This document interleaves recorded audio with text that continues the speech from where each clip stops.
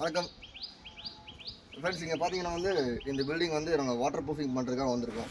இந்த பில்டிங்கில் ஏகப்பட்ட ப்ராப்ளம் இருக்குது. இங்கே பாருங்கள், இந்த ஓடு எல்லாமே கம்ப்ளீட்டாக எல்லா ஜாயிண்ட்ஸுக்கு வந்துச்சு. இந்த ஓடுக்கு எல்லாமே பாலிங் வாட்டர் பேக்கிங் பண்ணிக்கிறோம். சரிங்களா? எல்லா ஜாயிண்ட்டும் பேக் பண்ணிக்கிறோம்.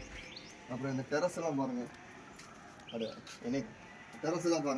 இந்த டெரஸ் பாருங்கள் எவ்வளோ மோசமாக இருக்குது.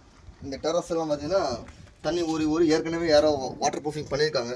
பண்ணதெல்லாம் பார்த்தீங்கன்னா என்ன ஒரு நல்ல ஒரு ப்ராசஸ் மெத்தடில் பண்ணதால் திரும்பி இந்த தண்ணி ஊறி இந்த டெரஸ் மாதிரி ப்ராப்ளம் வந்திருக்கு. இங்கே பாருங்க, அடித்த கோட்டிங்கெலாம் அங்கே தெரியும் பாருங்கள், ஏற்கனவே அடித்த கோட்டிங்க. இது மாதிரி பண்ணக்கூடாது. பண்ணுற விஷயம் என்னென்னா இது எல்லாமே ரிப்பேர் பண்ணணும். இது எல்லாமே பாலிங் வாட்டர் மெத்தடில்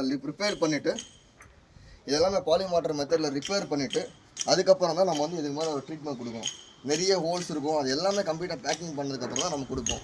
கொடுத்த பிறகு தான் அது நம்ம கொடுக்குற ஒரு வாட்டர் ப்ரூஃபிங் பெயிண்டிங்னா இன்சுலேஷனாக ரியாக்ட் பண்ணும், ப்ளஸ் வாட்டர் ப்ரூஃபிங்காகவும் ப்ளஸ் ஹீட் ரிடக்ஷனாகவும் ரெண்டுமே சப்போர்ட் பண்ணும்.